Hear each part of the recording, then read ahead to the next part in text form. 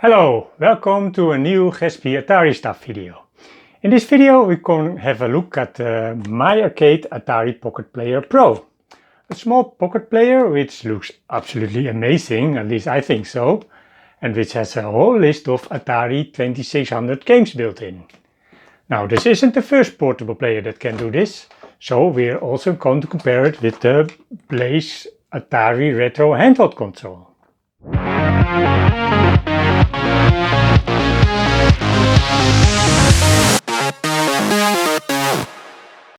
My arcade released a number of Atari products this year under the Atari 50th anniversary theme. This included two mini arcade systems, but also this pocket player. This system has 100 games built in and I liked it very much, but was difficult to obtain here in the Netherlands. And the sites that did sell it asked twice as much for it as the price you would pay for it in the United States. But I saw a Danish site that offered it for a reasonable price and was also able to ship it to the Netherlands. I ordered it there, so we can now have a look at it in this video. But first we're going to do some unboxing of course. Shipping from Denmark to the Netherlands took a bit longer than I thought. It took more than a week. But luckily it's here now, so I can still take it with me on holiday. Aha, here it is. I really like those 70s colors. The same colors as on the box of the Atari Home Pong console. The flap can be opened and then we see the pocket player itself.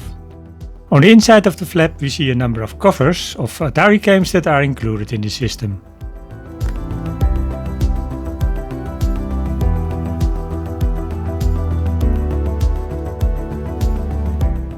There's one important thing to take into account.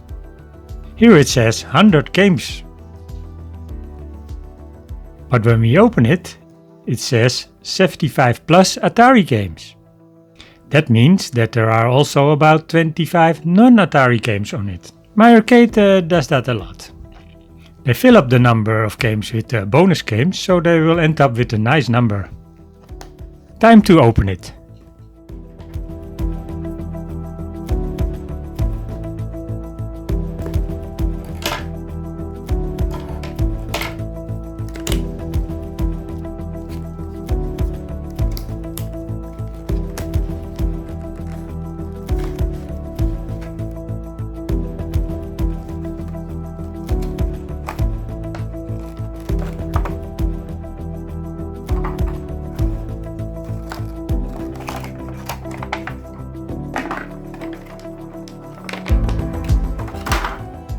Ah, nice.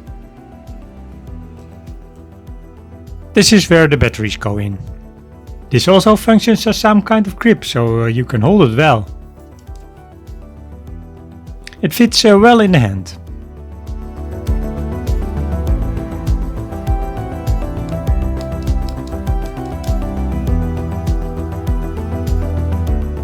This can come off now.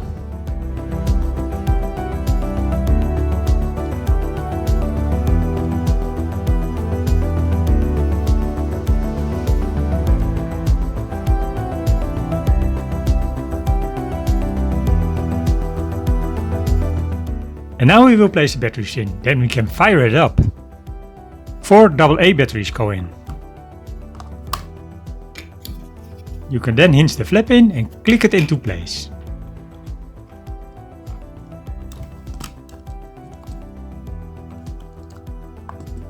So. But then there's also a screw to fasten it. You need a fairly small Phillips screwdriver for this. Now let's take a look at all the buttons. On the left we have the D-pad of course. And on the right the A and B button. For Atari 2600 games that is a bit strange, because they only need one button. But that B button is of course for the bonus games. Then we have a select and start button here. The start button of course functions as a reset switch for the Atari games. On the top we see an on-off switch and a brightness button. With this button we can choose between 3 brightness levels of the screen. And then a difficulty switch. Only one switch, because of course we can only play one player games. Then we have a home button, which we use to leave a game. And then we have the volume control. On the bottom we see a number of connections, like this USB-C port if you want to use the Pocket Player without batteries. And the headphones connection. Very nice when we don't want to disturb other people when we're gaming. And then we finally gonna turn it on. We are welcomed with a nice animation. Then we see an arcade hall where we can choose between the featured games and the bonus games. The featured games are of course the Atari games. The game selection is quite basic. On the left you see the name of the game and on the right an example screen. There are 10 games on a page. You can switch between pages with right and left. Let's see how many games are here. That's 10, 20, 30, 40, 50, 60, 70. And on the last page there are 7 games, so there are 77 Atari games on this device. So those are the 75 plus, which are mentioned on the box. Now we go to the bonus games. Those have 3 pages. That is 10, 20 and these last 3, so 23 games. And indeed, together exactly 100 games. Back to the Atari games. Which games we have? The games are alphabetically sorted, so a list like this always starts with 3D tic-tac-toe. And then Adventure. That's a classic and indeed should not be missing. But also Adventure 2. I believe that sequel is a homebrew game or a beta version. And Aquaventure. That is an unreleased game which the current Atari released recently. Yes, all the classics are on there, it seems. Such as Asteroids, Breakout and Centipede. But I also see games that I do not know yet. And games that were released on the end of the 2600 lifespan. Like Fatal Run and Dark Chambers. Those games were clearly better quality than the first generation games. Video Olympics, which they displayed with the more famous name Pong. And all the real sports games. Oh, and Saboteur and Save Mary, those are also unreleased games that Atari recently released. And the Swordcast games, I haven't had the patience yet to delve in those games. And of course we end with Jar's Revenge, also a real classic. Now let's compare the Pocket Player with this one. This is the Blaze Retro Handheld Console. This handheld was released quite a few years ago. There are 2 models of this. The standard edition with 50 built-in games and this one, also called the Pac-Man edition, with 60 built-in games, including Pac-Man. But the biggest difference with the standard edition is that this one has an SD card slot. Blaze made the console look a bit like the Atari 2600. That looks nice, but not very practical. The bottom has some sharp corners because of that, which don't really feel good in the hand. The whole thing also feels a lot lighter, and the D-pad is also of lesser quality. It also has an A and B button and an select and start switches. And on the top we find the on-off switch and an headphone jack. And then a video out. The Pocket Player doesn't have that. I haven't tried this yet because there was no cable included. But usually the image quality of that type of connection isn't that good either. The volume is controlled with this rocker. And then there is the SD card slot on the side. That's a big advantage compared to the Pocket Player. Now let's turn it on. Power light comes on, but it takes a while for the system to boot up.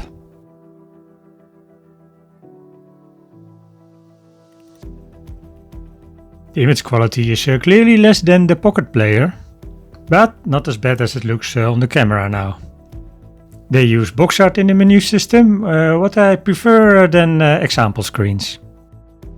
When you go through the games, we also see some Atari 7800 games. That's nice, but there are some disadvantages. More about that later. There are 12 pages with 5 games each.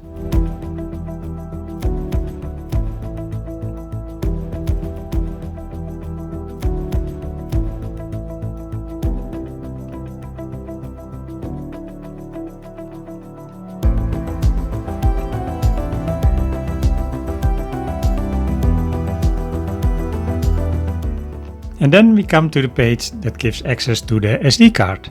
Here we see a list of the games on the SD card. This is of course nice, because then you can also play games from other publishers, like Pitfall from Activision for example.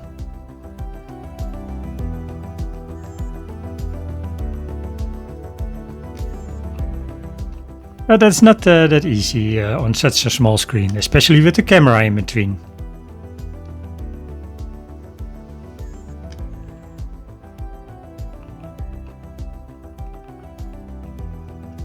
But let's go to an 7800 game.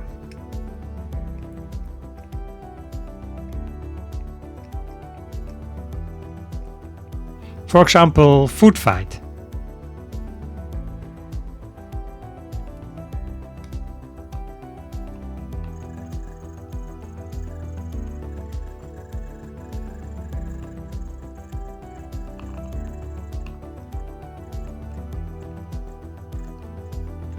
Well, that's playable. But now we go to an 7800 game from the SD card.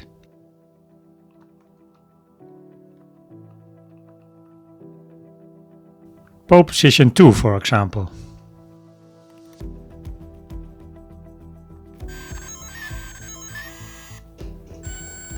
You can already hear from the music that this is going way too fast.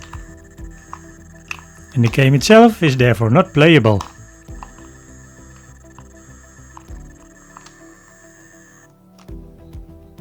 Okay, that was the Blaze Retro Handheld. Now let's play a game on the My Arcade Pocket Player. Aquaventure for example. I've never played that one before. Even in these light conditions you can see that the image quality is clearly better than the Blaze. I already seen a few things about this game, but it's more difficult than it seems.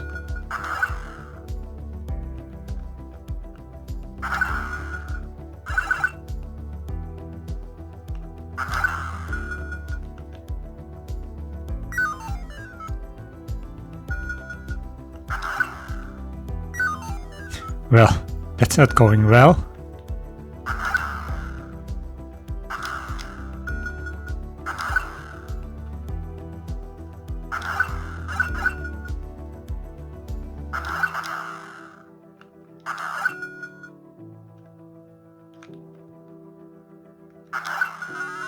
Got it, now quickly upstairs.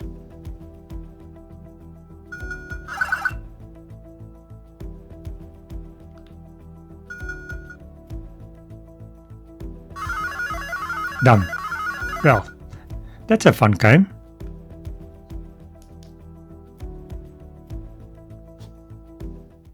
Okay, what is the end conclusion?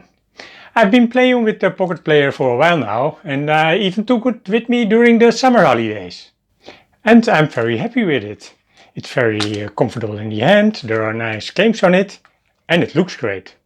There is no SD card slot like the Blaze, but that also has its advantages. With an SD card you mostly put on the games that you already know. But now you take more time to delve in those games that are built in. And then you discover new gems, such as Aquaventure and Solaris. I played a lot of Solaris during this summer. What a fantastic game that is! I therefore prefer the Pocket Player to the Blaze Retro Console. But of course the comparison is not entirely fair. The Blaze is already a few years old, and Blaze recently released an Atari Super Pocket under its label Hyper-Mecatech. There are 15 games built in, but now from different Atari systems. So not only the 2600, but also the 7800, 5200 and Kate and even Lynx games. And it accepts Evergate cartridges, so more games can be played on it. But it is a bit more expensive than the Pocket Player. But my arcade is not sitting still either. At the end of this year they released the GameStation Go, a portable version of the GameStation Pro with about the dimensions of a Nintendo Switch.